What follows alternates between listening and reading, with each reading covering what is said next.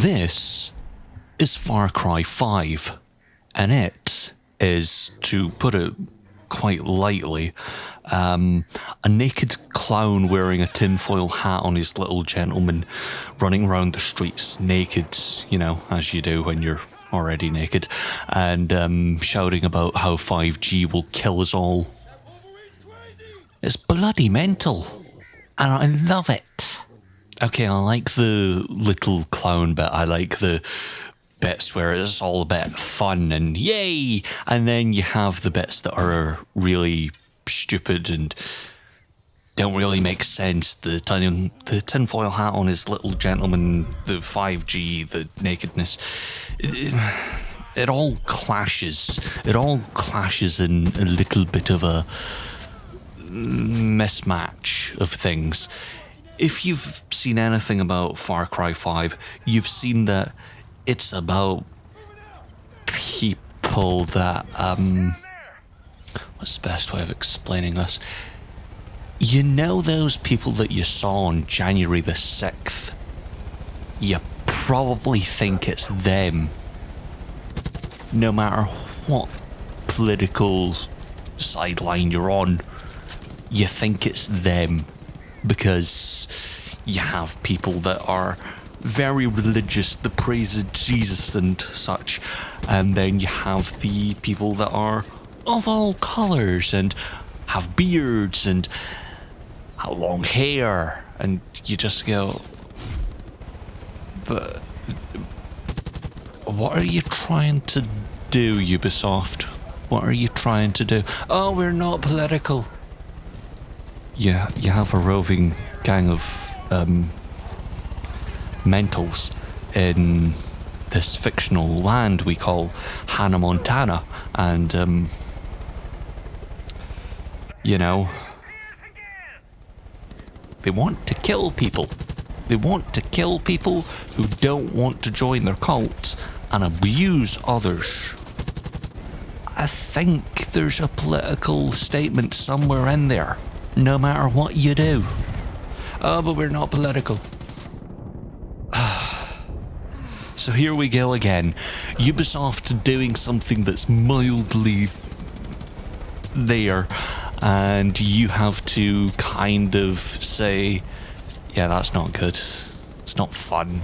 It's not there for any interesting bits. It's not doing anything whatsoever. It's just there. It's just there so Ubisoft can put their hands up and go, oh, but we're not political. Being political would be bad for business. You know what's bad for business? Doing nothing with a story. Doing nothing with something that's right there, that's relevant, quite relevant for the time that it released. Yes, that fictional land of Montana, the one with all the guns and the drugs and about 3 people. Okay, the game doesn't understand what Montana is, because there are about 500 million people, and that's what makes it fun.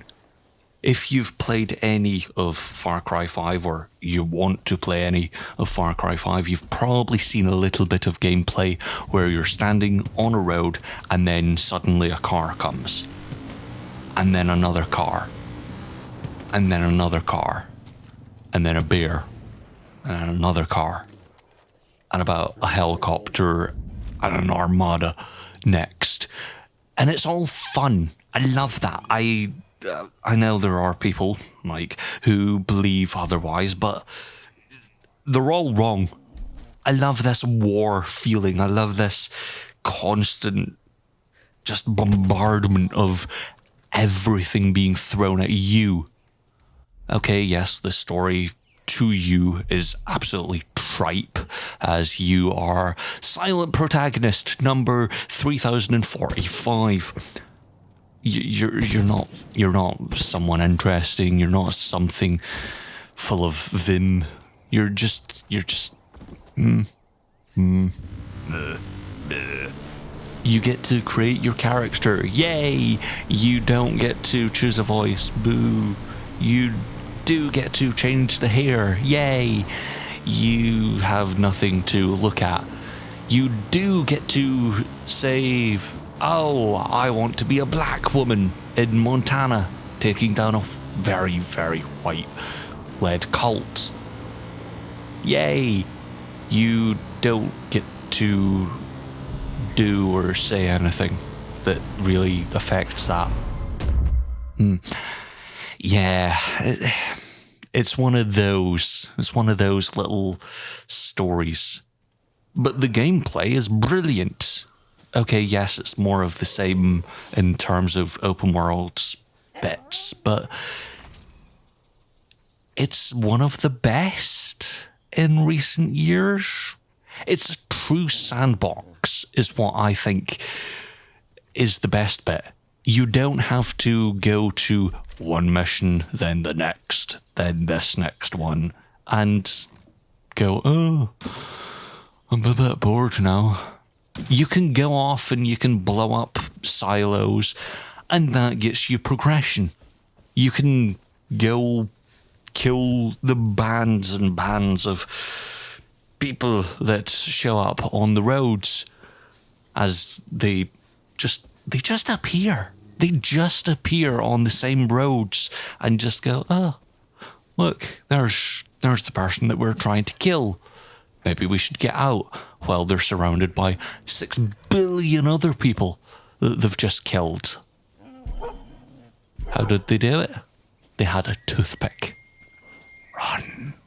I honestly love that organic Far Cry 2 and 3 feeling. Okay, yes, the animals have a bit too much health as you shoot a badger or, what was it, a werewolf?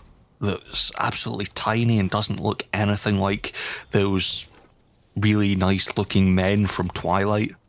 Oh, I love you. Oh, I love you too. Oh. And then there's the teenage bits where they try to play teenage Tetris.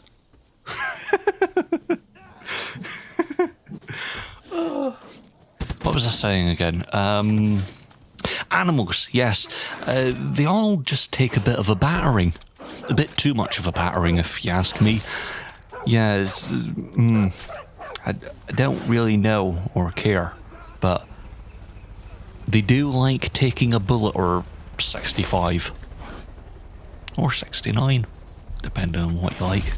That constant battle with not only nature, as every Far Cry game since 3 has been, but with the Far Cry 2 style, everything is out to kill you, every single thing is there to try to cause war. You're on a war path.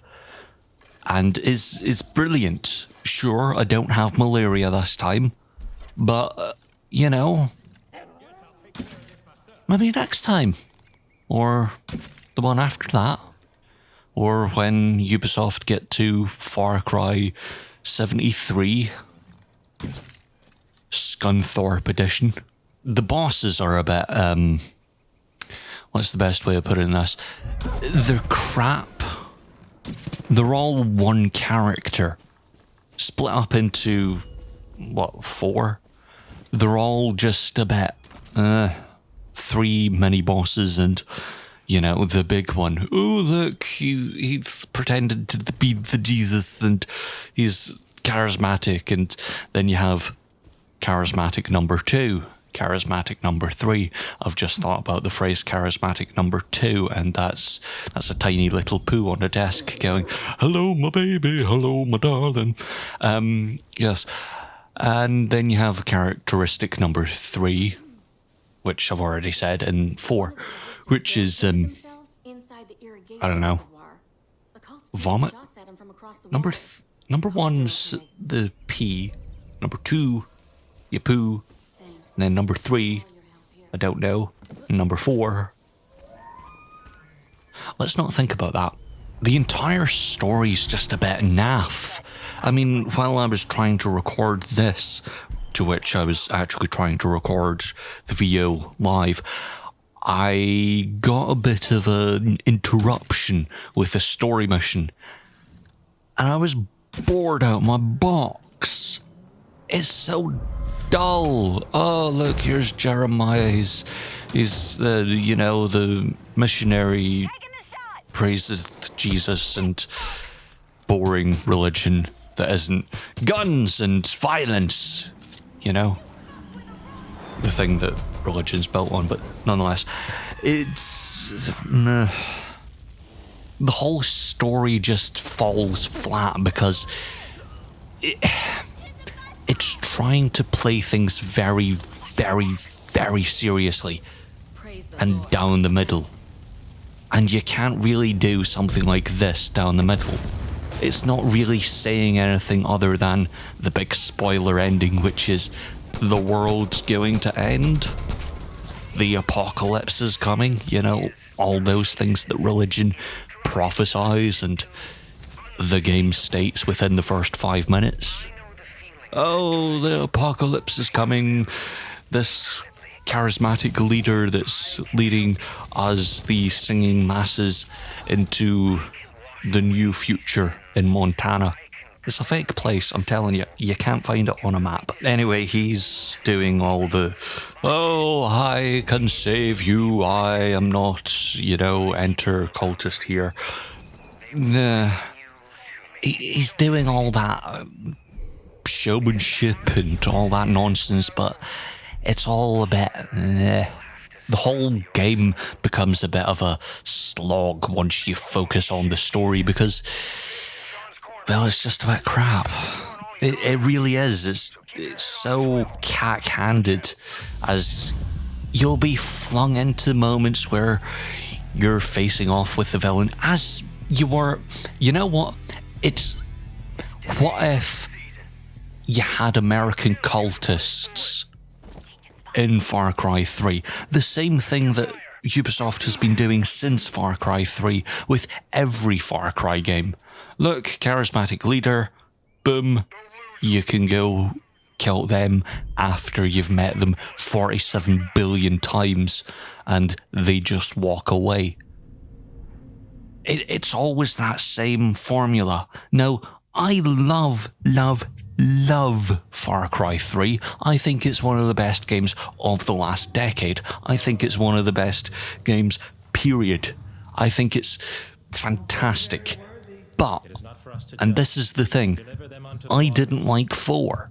You want to know why? Those bloody eagles and the crap game. It was just more of 3, but less fun. You want to know what 5 is? It's fun, but the same story. Kind of ish. It's more of that charismatic leader, but less of the focus. Less of a focus on one character that pulls you in, and more of, here's a character that isn't really saying anything. Here is a cultist that's saying something, which is to say that they're saying nothing. Oh, I bringeth forth the father of the...